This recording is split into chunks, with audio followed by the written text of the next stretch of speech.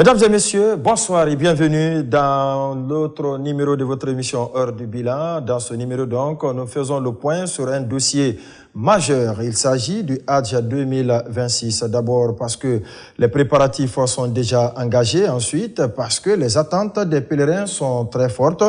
Et enfin, parce que les enseignements des éditions précédentes appellent à de nouvelles orientations.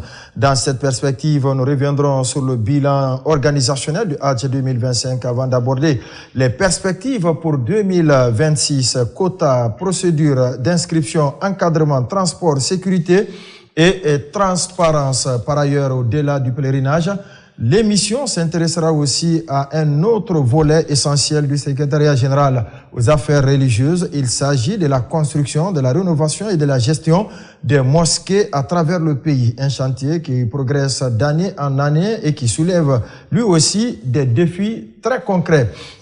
Dans la même continuité, nous évoquerons également l'accompagnement des autres confessions religieuses afin de comprendre comment l'État entend renforcer la cohésion et le vivre ensemble.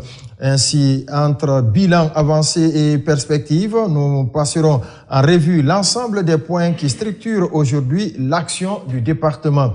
Et pour apporter des réponses précises, notre invité de ce soir est le ministre et secrétaire général aux affaires religieuses. Il s'agit de El Hadj Karamo Diawara. El Hadj Karamo Diawara, bonsoir. Bonsoir, monsieur. Mamadi Kanapatiko, bonsoir. Bonsoir Abakar Kondé, bonsoir à tous. Vous êtes le rédacteur en chef. Exactement, de la RTG2. De la RTG2.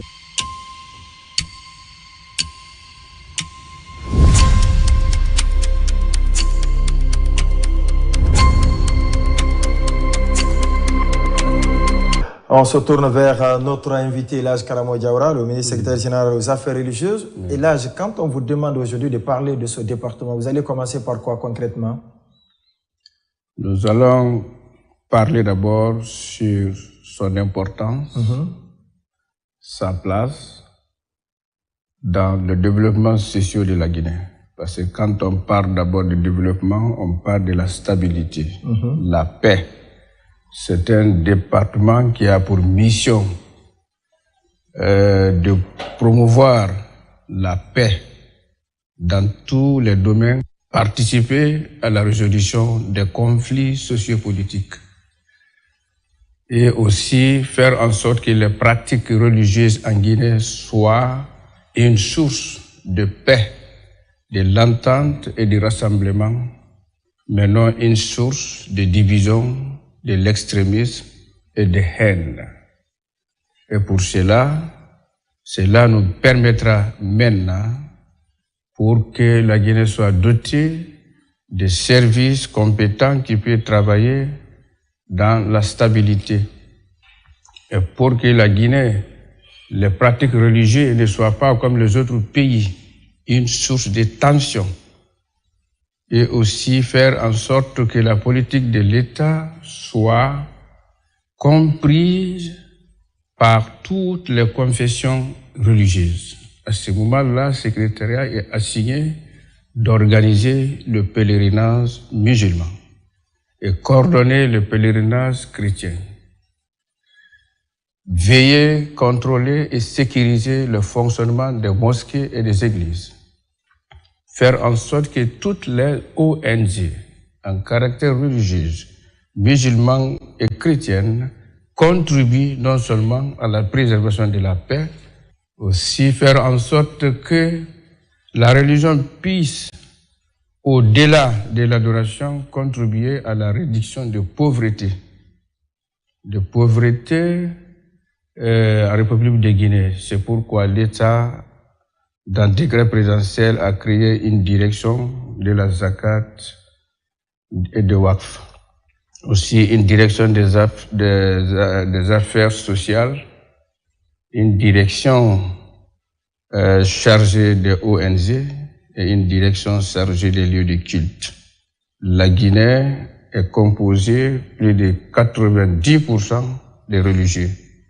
Lorsqu'un département est là pour mieux cadrer cette religion, à participer d'abord à la source de la paix à travers lequel le développement socio-politique, économique, puisse être une prospérité pour la Guinée et pour les Guinéens. Vous insistez sur la préservation de la paix. Oui. On dit que la paix, c'est pas un mot, mais c'est un comportement. Oui. Pour mener toutes ces actions, est-ce que vous avez un budget vous permettant d'atteindre cet objectif, c'est-à-dire la consolidation de la paix dans notre pays? Oui, nous avons une budgétaire conformément certaines activités religieuses, notamment le pèlerinage musulman. On va en parler tout à l'heure. Ok, le pèlerinage chrétien de l'islam. Et nous avons une subvention particulière pour la consolidation de la paix. Cela permet le secrétariat général des affaires religieuses chaque année de mener des caravanes de la paix sur toute l'étendue du territoire national. Même hier, c'était le lancement de même consolidation de la paix que nous avons lancé dans toutes les 33 préfectures, les régions administratives et la grande ville de Conakry. Donc nous avons lancé hier au centre islamique d'Onka, préparé l'ensemble des prédicateurs à participer à la promotion et consolidation de la paix pendant, avant et après l'élection. Appeler déjà les Guinéennes à s'abstenir de toute forme de communication, de comportements susceptibles à la haine, à la division, à l'ethnocentrisme et à fanatisme pendant les campagnes, à préparer leur esprit à respecter les règlements et les principes établis par l'organe chargé de l'élection et faire en sorte que le rassemblement de la Guinée soit au cœur et la cohésion sociale. Les partis politiques sont là, chacun essaie de contribuer, selon sa façon, au développement de la Guinée.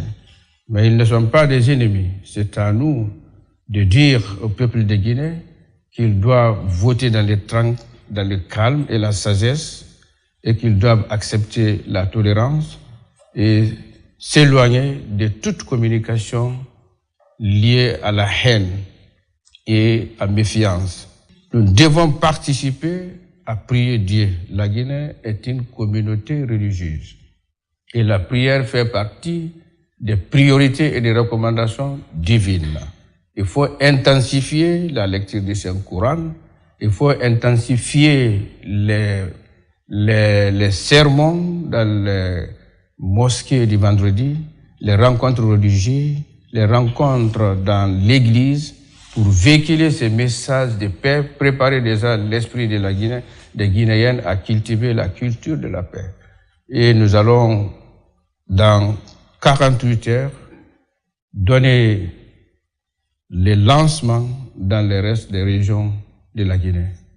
Donc la paix est au cœur du secrétariat général des affaires religieuses. Aucune mosquée ne peut fonctionner sans la paix. Ni l'église, ni le département ministériel, ni chaque service particulier. Donc c'est pourquoi nous faisons plus de 10 voyages par an à l'intérieur du pays. Je viens de rentrer, pas d'abord une semaine. D'accord. La paix, rien que la paix. Oui, Camille Soko, question pour monsieur le ministre. Là, en parlant toujours de préservation de la paix et de vivre ensemble, et vous l'avez évoqué tout à l'heure, vous menez énormément d'actions sur le terrain.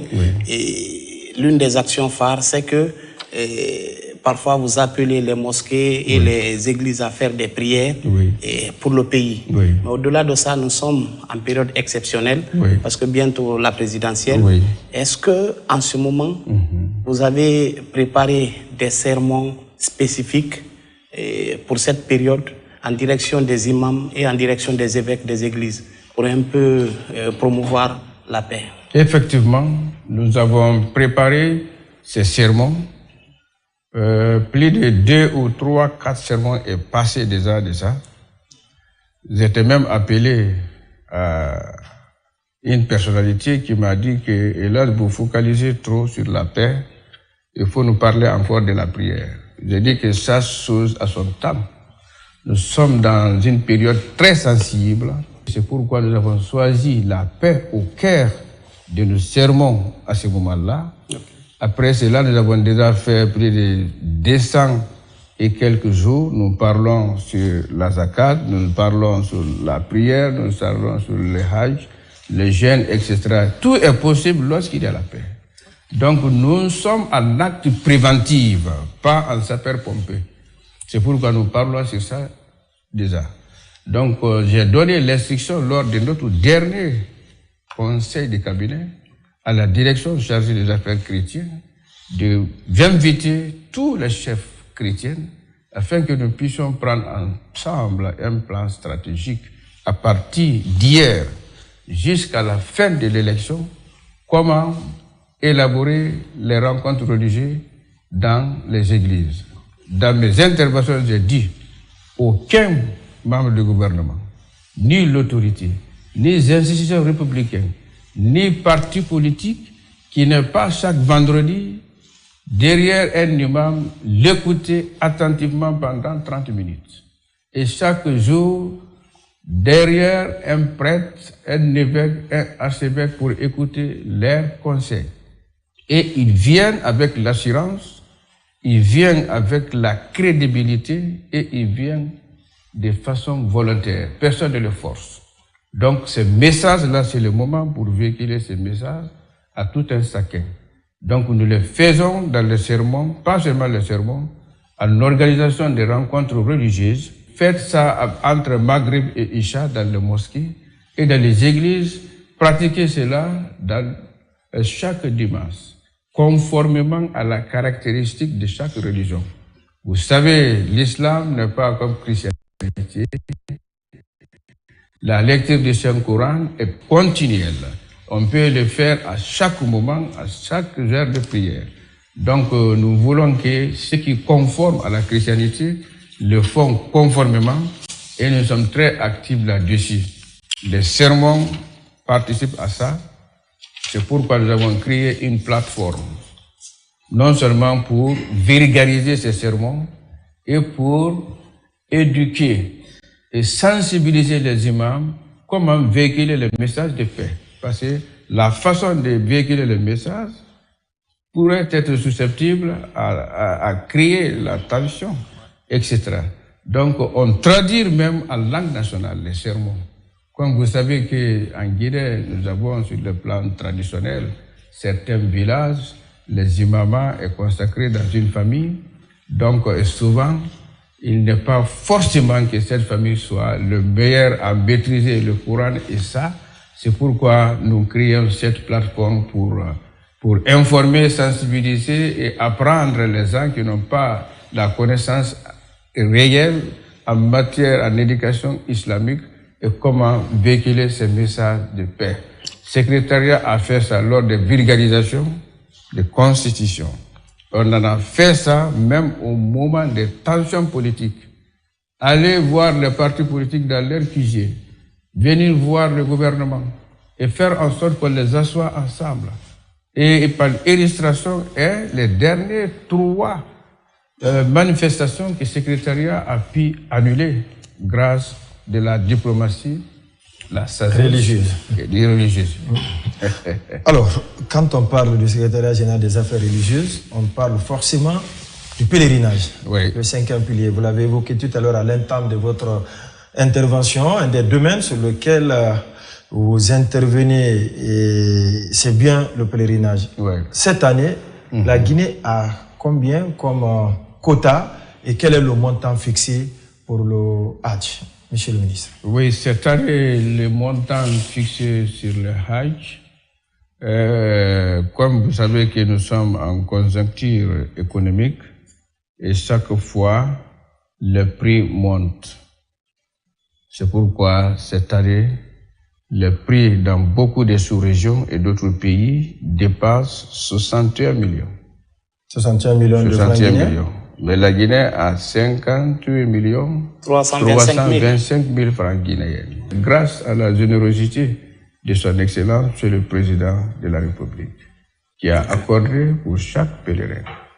Donc, les reliquats seront payés par lui.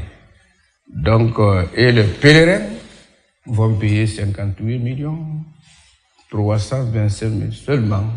Et pour que les Guinéens puissent faire le pèlerinage dans de meilleures conditions. Et il y a combien de pèlerins cette fois-ci? Le quota accordé initial à la Guinée, 10 000 pèlerins. 10 000 pèlerins.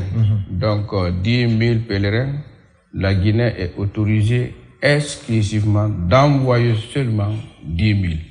Pas 10 000 plus un pèlerin. Donc je voudrais que tout le peuple de Guinée comprenne cela. Cela ne vient pas de la Guinée et ça ne dépend pas de l'Arabie Saoudite. Ça dépend de la capacité d'accueil de Mina et Arafat, le lieu principal pour le Hajj. Parce que sans ces deux lieux-là, le Hajj est purement et simplement annulé.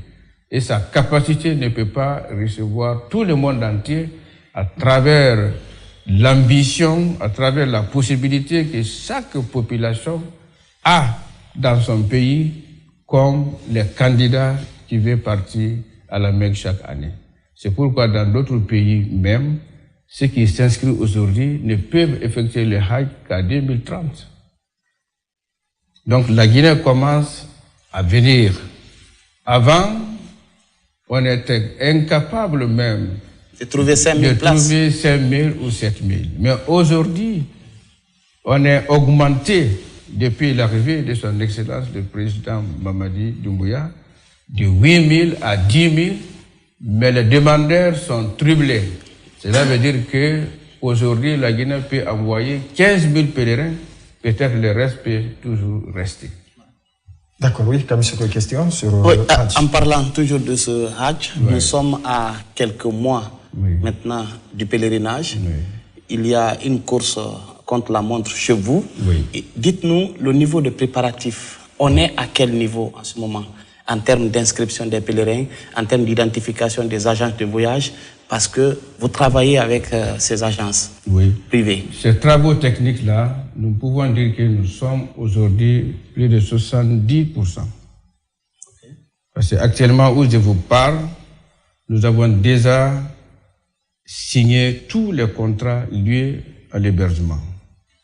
Les logements sont pris à Makka, à Médine. Nous avons déjà réservé pour Mina et Arafat, les lieux principaux. Et jusqu'à présent, certains pays n'ont pas encore réservé à Mina et Arafat. Mais la Guinée a fait ça depuis le mois de juin. Et je voudrais profiter de l'occasion d'exprimer ma profonde gratitude au président de la République, qui a préfinancé pour l'ensemble des 10 000 pèlerins depuis le mois de juin. Cela a permis à la Guinée de réserver une zone la plus meilleure à Mina et Arafat que nous avions pris l'année passée. C'est pourquoi je souhaiterais que ces images-là soient montrées aux Guinéens, parce que les pèlerins sont les meilleurs témoins du Hajj. Le cadre du secrétariat peut dire pour qu'on dise qu'on a fait ça, mais un pèlerin n'accepte pas un cadeau pour un gouvernement, ni un ministre, ni un département. Quand il les traite mal, il vient, il l'exprime. Et tous les Guinéens disaient que, monsieur le ministre, vous disiez avant de partir que Mina est difficile, sans toilette, sans personne pour une seule toilette. Mais contrairement, nous avons trouvé les meilleures places. Et réellement, sans problème au niveau des toilettes, au niveau des restaurations, au niveau même, les êtres étaient sous les tentes, nous étions sous les placards, comme ça. Tout est fermé avec les climatiseurs, comme vous êtes dans votre salon. Mina a 52 degrés de température solaire, mais à partir des horaires, les pèlerins guinéens disaient qu'il faut éteindre les clim. Il y a eu un changement radical.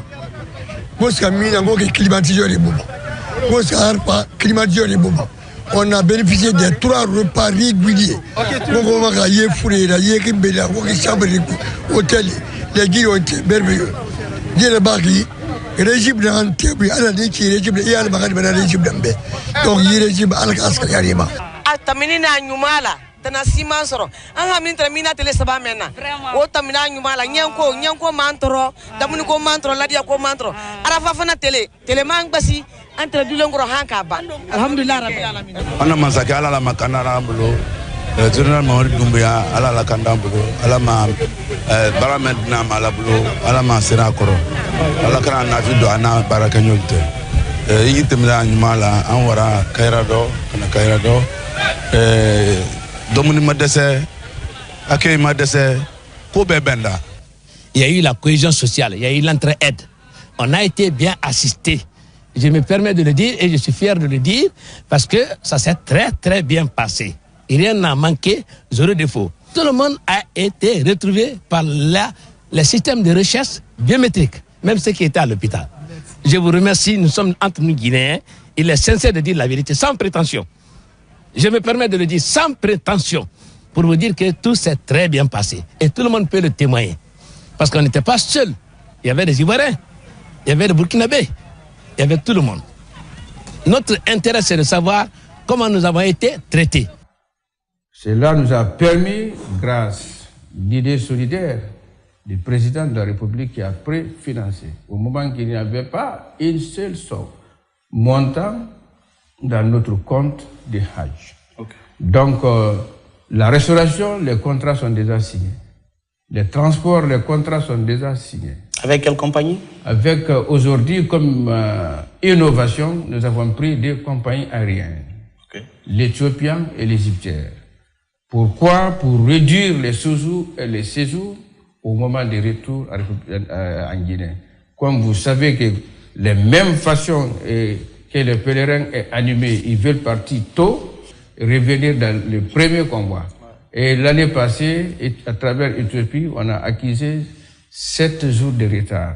Et cela peut répercuter sur les dépenses additionnelles en termes de restauration, en termes de logement, en termes de transport, etc. Donc l'idée est venue, on a proposé à l'autorité compétente de prendre des compagnies qui peuvent voler parallèlement. Chaque compagnie peut prendre 5 000. Ça peut créer même la concurrence et le bon traitement des pèlerins. Parce que dès qu'il y a les commerçants en compétition, chacun veut qu'il soit le meilleur. Ok, maintenant, en termes d'inscription. Oui, en termes d'inscription. On est à quel niveau? Parce qu'il y a beaucoup qui commencent à dire que les 10 000 places là, ouais, on a fini de les répartir. Oui. Donc, j'ai fait large communication sur ça lors du lancement de démarrage de l'opération de Hajj. Et j'ai dit à tout le monde, sur l'instruction de l'autorité compétente, on a été assigné de donner la priorité aux pèlerins recalés. C'est l'année dernière. De l'année dernière. Les pèlerins problématiques. Ceux qui ont été arnaqués. C'est grâce à la générosité du président de la République, du chef de l'État, son bon père. Il a exprimé, dès qu'il a vu ces pèlerins en train de pleurer, même pas, ce n'est pas la responsabilité du secrétariat général des affaires religieuses. Parce que ces pèlerins n'étaient pas parmi les 10 000 pèlerins enregistrés officiellement. Ils étaient venus au moins après 2 semaines de l'arrêt d'obtention de visa avec l'autorité saoudienne. Donc, ils se sont battus à travers le voie. Donc, quand on dit illégal, on peut dire que c'est trop, mais les voies n'étaient pas appropriées pour donner l'argent dans la main des individus en dehors des structures habilitées à gérer les Hajj. Et pour cela, le président a pris en charge tous ces pèlerins qui avaient leur porte-parole, et chaque porte-parole a donné leur groupe qui était connu par l'autorité. Une liste a été dressée, c'est ça? Ils sont au nombre de combien? Parce qu'il y a trop de spéculation autour du nombre. Oui, il y avait 416 au niveau de Yataya, il y avait 500 et quelques et 600. Donc, ces pèlerins-là, ça peut aller jusqu'à 2500 et quelques pèlerins aujourd'hui. C'est pourquoi le secrétariat n'a pas pu recruter les nouveaux pèlerins cette année. Les restes maigres quotas, on a divisé ça entre les régions, les préfectures, les institutions républicaines que nous attendons. Et je profite de votre micro de lancer un appel solennel à tous les Guinéens. Les réels problèmes actuellement dans l'enregistrement en Guinée, ce sont les dossiers, les collectes des dossiers et l'envoi des dossiers au niveau du secrétariat général des affaires religieuses. Donc, tout ce qui doit venir des pèlerins recalés là, au moins 70% est déjà enregistré.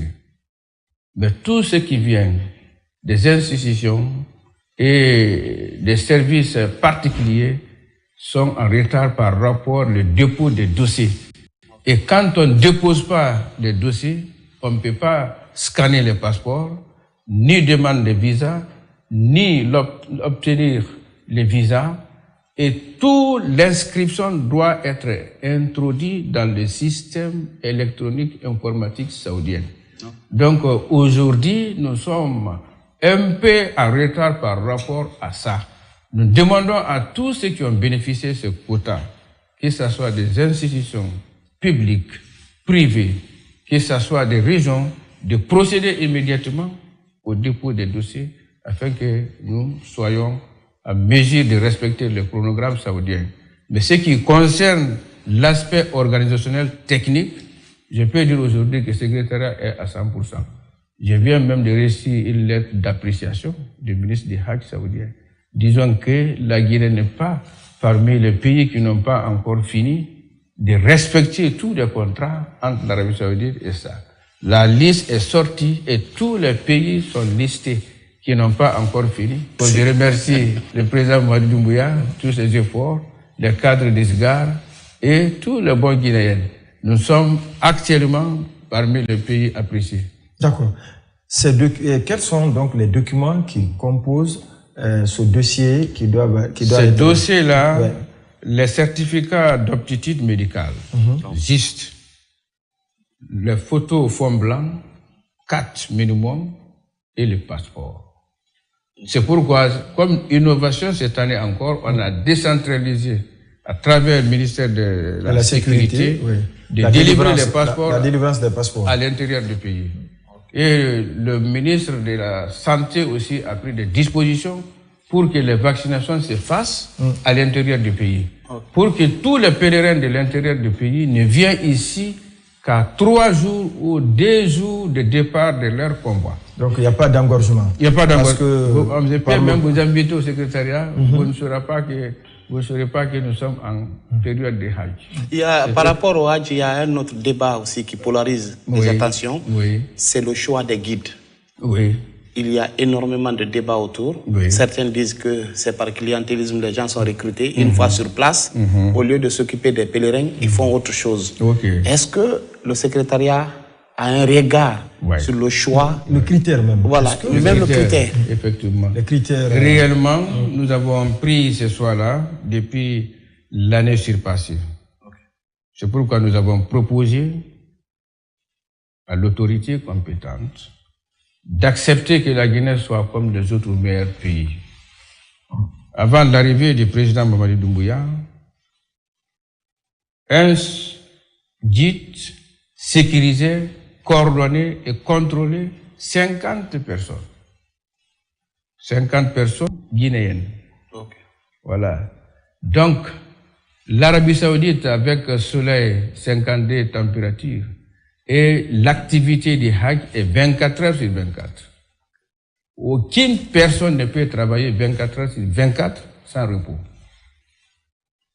Je peux vous donner un seul exemple. Au moment des rites de Tawaf autour du Kaaba, lorsque les Guinéens sont entre 100 000 pèlerins, vous voyez comment la densité et marée humaine est. Ce n'est pas seulement avec des personnes élevées, cultivées comme vous. Ce sont les mamans qui ont leur première visite à Conakry. Ouais. Donc, ceux-ci sont là. Une seule personne devant ces vieilles femmes, hommes. Quand quelqu'un tombe malade pour préserver sa vie, le guide prend ça à l'hôpital, les 49, est resté là.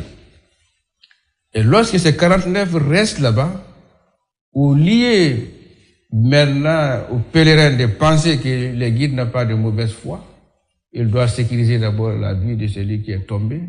Ils vont dire que le guide nous a abandonnés. C'est pourquoi on a sollicité que chaque 44 pèlerins soient guidés par des guides. 22 par bis. Chaque 22 bis, 44 bis, il y a 2 guides. Si un tombe malade, Le premier pays prend le relais de ça. Et quelqu'un peut parler jusqu'à 8 heures, les autres viennent à secours. C'est la raison pour laquelle, une première fois depuis des décennies, que la Guinée a bénéficié du prix d'excellence. Parce que le prix d'excellence de communication concerne le respect des clauses de contrat, l'encadrement des pèlerins, la proximité de logement aux 10 saintes mosquées, la qualité de logement, etc. La restauration. La restauration.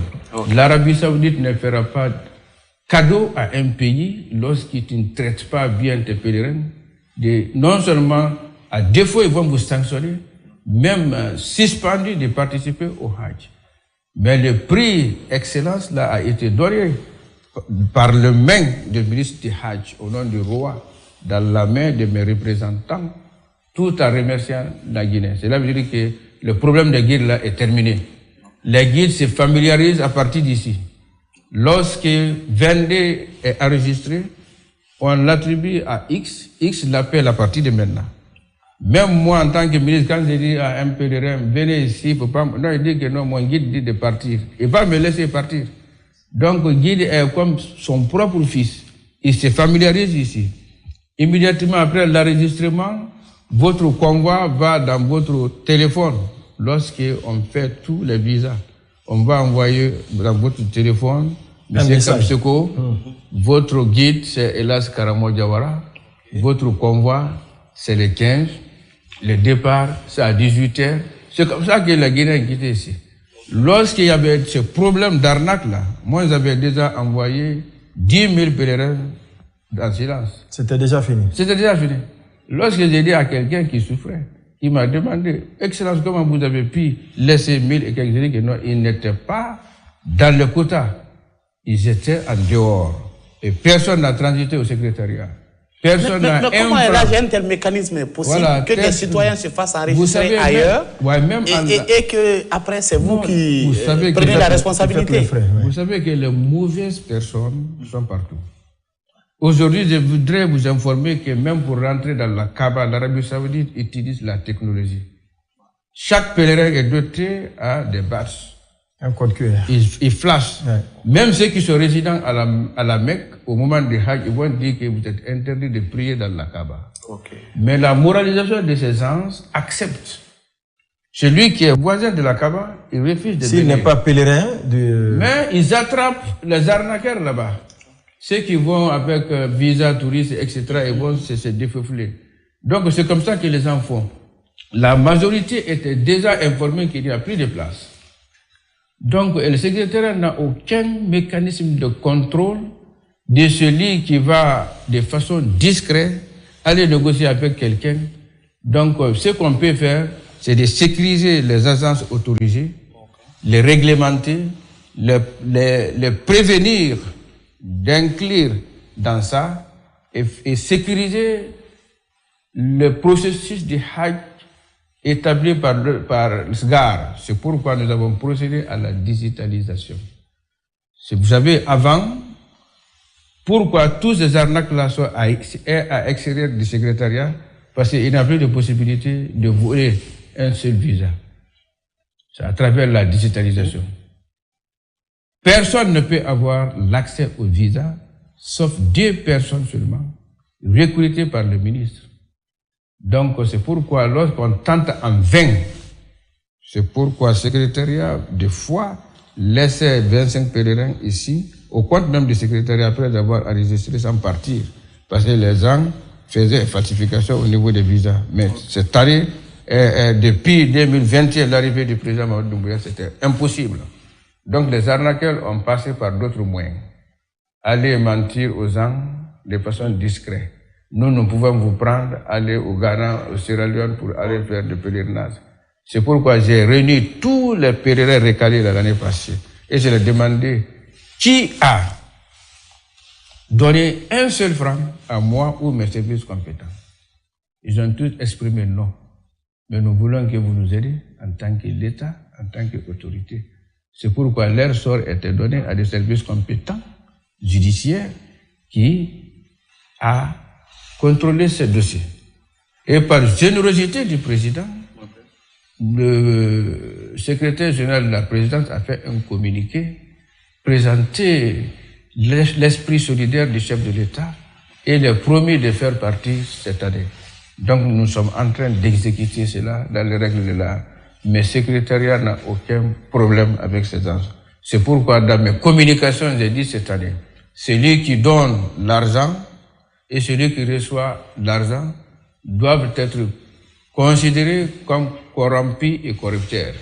Donc il faut bannir cela. Une fois que la place est finie, il faut attendre l'année prochaine. C'est pourquoi d'autres pays comme Maroc, comme la Malaisie, l'Indonésie qui envoient plus grand nombre de pèlerins, 100 000 et quelques pèlerins, il y a des gens qui sont inscrits pour 2027, 28. Donc ils attendent de façon tranquille. Je voulais introduire ça en Guinée, mais quand j'ai dit à ma maman qui est à Lorombo, il faut s'inscrire à la ligne. Donc dès que c'est fini, le computer va te dire que toi tu es en 2028, ça va créer d'autres problèmes. Oui, voilà, c'est pourquoi nous avons ce problème de quota de distribution. On envoie à Kankan son quota, on envoie à Kriwari son quota, on donne aux sacs ministériels leur quota et on demande à tout le monde de procéder à ça. Et je voudrais dire que l'Arabie Saoudite a dit cette année que lorsque l'obtention des visas, la date est expirée, il n'aura pas de prolongement.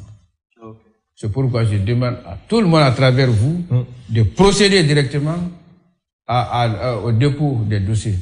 Parce que 3 jours avant l'expiration des dates, ceux qui sont là, prêts avec leurs dossiers, nous allons les prendre et remplacer.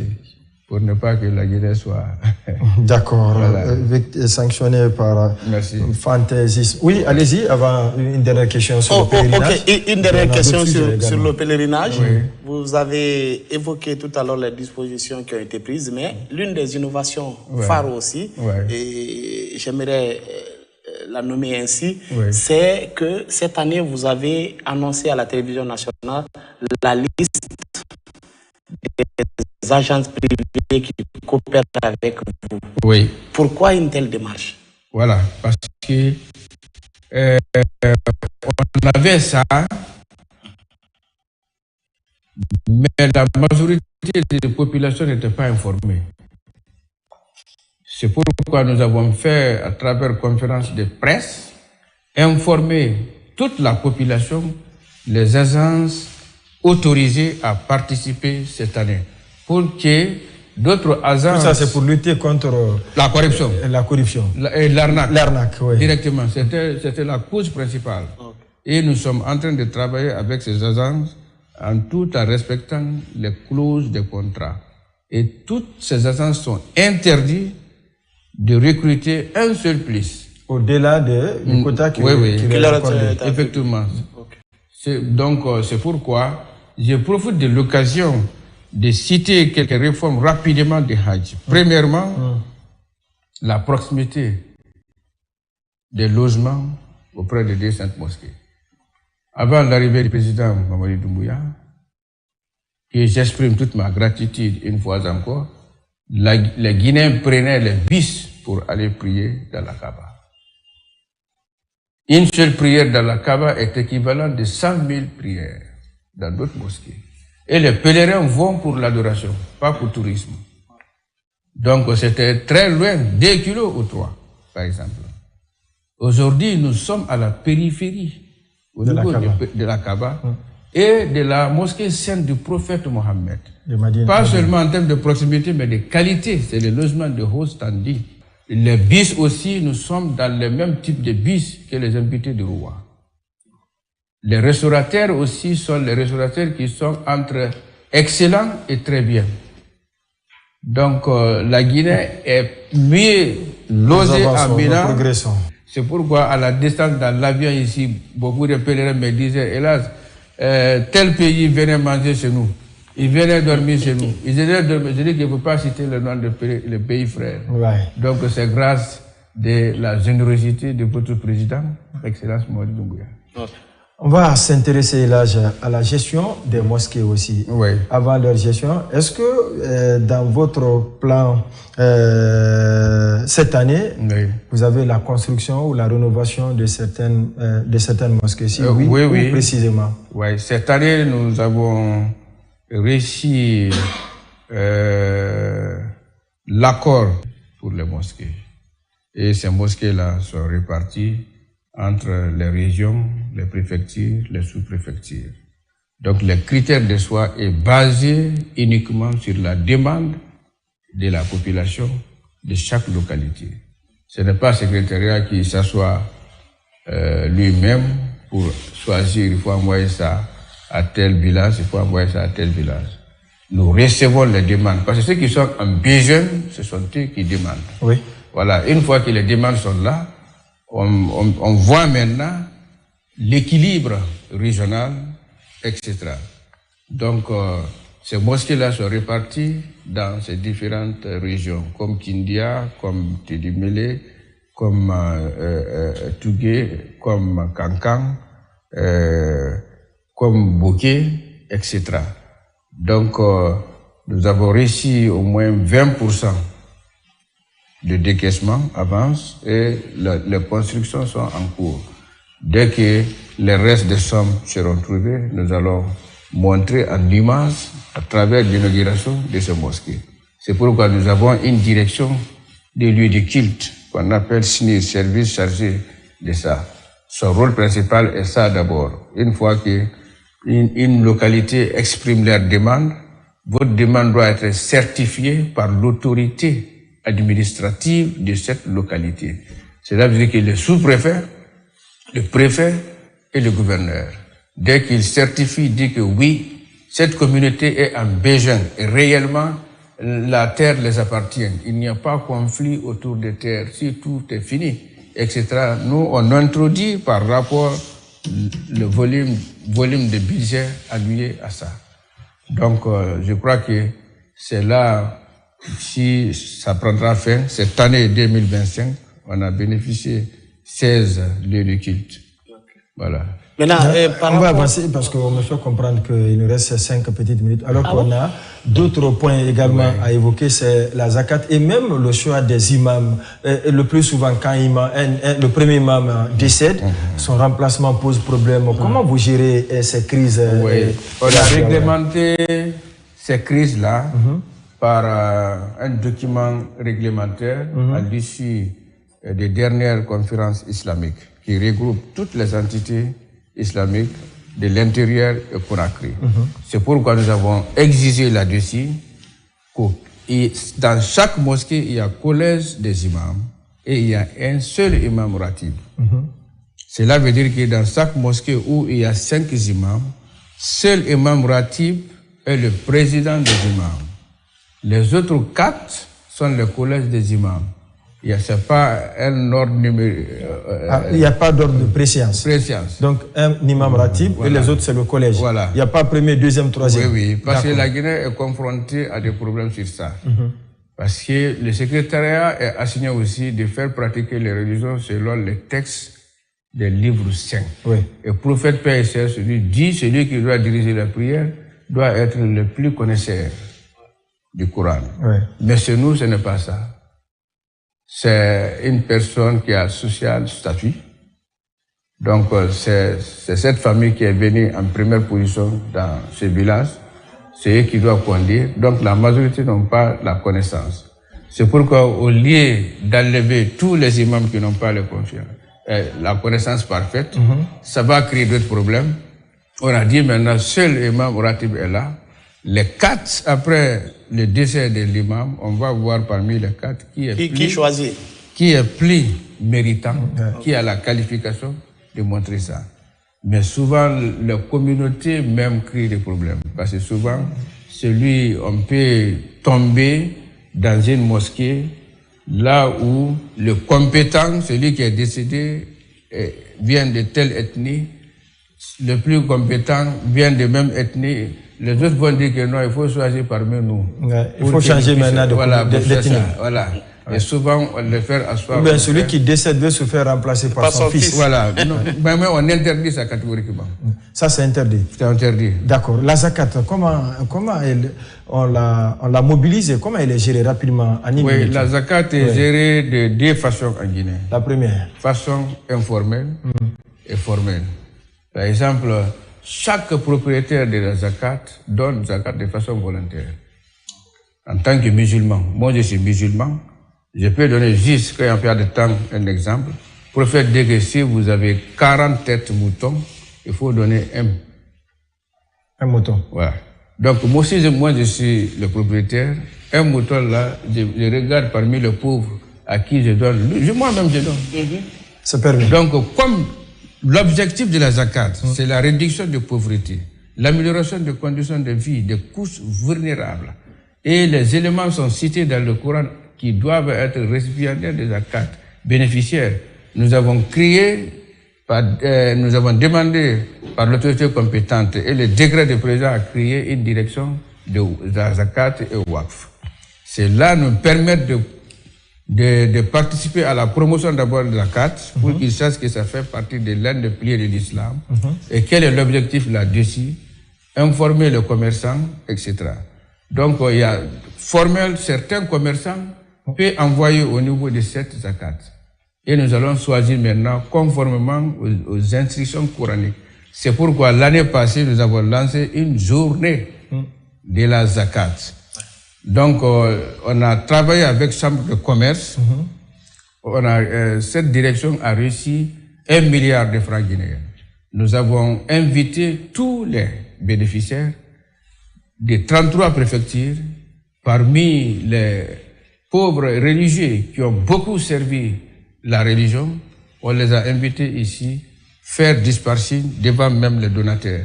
C'est pourquoi je voudrais ici remercier les chambres de commerce de Conakry et remercier le président de la République qui, lorsqu'il a vu cet engouement, il a contribué aussi à 1 milliard de francs guinéens. Donc, on a distribué tout cela là-bas. C'est pourquoi, dans notre perspective, peut-être, je sais que vous allez demander sur ça. Oui, allez-y. Voilà, on a ça, la construction d'un waqf immeuble. C'est ce qui est dans tous les pays musulmans qui est en émergence aujourd'hui. Parce que tant qu'on n'institutionnalise pas la zakat, ce que les gens donnent individuellement ne peut pas réduire la pauvreté. Parce qu'une fois que nous avons ces buildings-là, c'est pour que quand vous allez au Maroc, la Malaisie et ça, il n'y a aucune mosquée qui n'a pas une source financière de waqf pour la prise en charge permanente de la mosquée. Mais si la Guinée a ça, c'est ça l'objectif de la direction, nous allons avoir beaucoup de ça. Et lorsque j'ai uni les grands commerçants, quelqu'un m'a dit que, hélas, ce que vous avez dit, si nous savions ça, on allait même faire une banque d'investissement pour la construction de ça. Ce que cela peut réduire, l'État ne peut pas.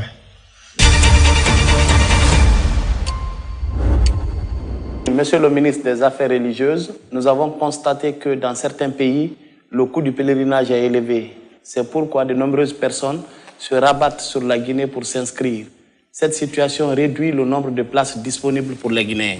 Il est formellement interdit par l'autorité saoudienne que la Guinée recrute un pays voisin, de faire voyager à travers la Guinée. Vous ne pouvez même pas avoir l'accès au visa. Mais il y a des Guinéens qui vont voyager, qui vont en Sierra Leone pour voyager, qui vont au Ghana pour voyager. Comment ils font alors? Parce qu'ils traitent avec les gens ils ignorent les réalités. Vous savez, quand un pèlerin est en souffrance, même si vous dites que quand vous émoulez tout de suite, vous pouvez être en Arabie Saoudite dans 2 minutes et pas vous donner l'argent. Parce qu'il veut être là-bas. Pour lui, une fois que j'ai eu l'intention, si je ne veux pas, la malédiction est derrière moi. Et ce n'est pas ça. Je voudrais vous dire tout simplement que cela n'a jamais été au secrétariat. Personne ne peut être recruté ailleurs. Si ce n'est pas des Guinéens. Il y a François Massarin de Kissidougou qui dit, dans un contexte mondial marqué par la radicalisation, quelle initiative votre ministère a-t-il mise en place pour mieux encadrer les prédications, prévenir les extrémismes religieux et promouvoir un islam et un christianisme de paix et de tolérance. C'est très bien. Nous avons fait ça à travers les textes réglementaires que le secrétariat a fait et nous avons vulgarisé ça sur toute l'étendue du territoire. C'est pourquoi on a demandé le renforcement de la capacité financière de nos services déconcentrés. Une première fois que 20% du budget est alloué à l'intérieur du pays aux services déconcentrés. C'est pour leur permettre de contrôler chaque mosquée. Parce que c'est eux qui sont en contact direct avec les imams, avec les associations islamiques, etc. Et l'extrémisme est formellement interdit dans ces textes, et la communication est identifiée. Disons que tout ce qui est lié à l'ethnocentrisme, tout ce qui est lié à une famille, tout ce qui est lié à saboter d'autres confessions religieuses, formellement interdit à la République de Guinée. Et l'intéressé va subir des sanctions à la vigueur. C'est pourquoi les tensions que vous voyez dans d'autres pays ne se trouvent pas en Guinée. Aucun musulman ne peut rester sur le même bar et insulter un chrétien ou manquer de respect à un chrétien. Nous avons wahhabites, les tiganites, les qadirites, les soufis. Il est formellement interdit à un imam ou à une association de s'attaquer directement à un wahhabite parce que moi c'est tiganite, ou à l'inverse. Donc on gère ça de façon systématique à travers le département, les services déconcentrés et les organes compétents à appliquer la loi sur ça. C'est pourquoi certains imams sont interdits, sont sanctionnés, certaines associations, etc. Même la construction de mosquées, le fanatisme est formellement interdit dans ces règlements, dans ces textes réglementaires. D'accord. Ouais. Une troisième question, troisième et dernière d'ailleurs. Oui, c'est Mohamed Lamine Koker de Kiroti qui dit pourquoi devient-il de plus en plus difficile d'obtenir des places pour le pèlerinage à la Mecque, surtout au cours des 2 dernières années, Monsieur le ministre? Voilà, au cours des 2 années passées, cela est, on peut dire d'abord, alhamdoulilah, cela dépend au surpeuplement du nombre de musulmans dans le monde entier. Et l'insuffisance de la capacité d'accueil en Arabie Saoudite. Voilà. Donc, avant, les Guinéens, vous pouvez voir un garçon de 20 ans qui peut envoyer 10 vieilles femmes, mais lui, il ne fera pas le pèlerinage. Mais à travers les prédications, les presses, tout le monde sait maintenant, même si j'ai 15 ans, si c'est moi qui ai la possibilité, c'est moi qui dois partir. Oui. Si c'est pas la Guinée, d'autres pays, vous allez voir, les jeunes sont nombreux. Donc, Conakry était peut-être 100 000, etc. Au temps des présidents Sékou Touré. Aujourd'hui, c'est 1 million. Donc, au lieu que 100 000 personnes demandent place, c'est 1 million qui demandent aujourd'hui. Et la capacité est très limitée. Ouais. C'est pourquoi il n'y a pas de place. C'est pourquoi il n'y a pas de place. Voilà qui est bien dit. Alors, avant de rendre l'antenne, vous avez forcément un dernier mot. Oui. Ce dernier mot, je voudrais appeler d'abord tous les pèlerins qui ont bénéficié une place aujourd'hui de procéder au dépôt de leur dossier. Il ne nous reste que 3 semaines pour l'arrêt d'obtention de visa. Et je remercie le président pour toutes ces réformes dans les Hajj. Le Hajj est très sensible et ça concerne toute la Guinée. Voilà. Du fait qu'aujourd'hui les Guinéens sont auprès de 200 mosquées, du fait que la Guinée est détenteur de prix d'excellence, du fait que la Guinée a été choisie comme porte-parole de tous les pays africains non arabes, la Guinée parmi les 5 pays émergents à travers l'établissement Macharik au nom des autorités saoudiennes. Tout est possible grâce aux efforts du président. Et je terminerai à appeler les Guinéens à cultiver l'esprit de la paix pour prévenir toutes sortes de violences pendant, avant et après l'élection et mettre la Guinée au débat. Celui qui gagnera sera le président de tous les Guinéens. Et celui qui est là actuellement, il doit être obéi, respecté et nous devons être sous son ordre jusqu'à la passation du pouvoir. Je vous remercie. Merci à vous également, Elhadji Karamoï Diawara. Merci à Mamadi Ternan Kamisoko pour la co-animation. Ça n'est donc terminé pour cet autre numéro. On se reprendra avec notre ministre pour parler également de son département. Merci à vous qui avez suivi cette émission.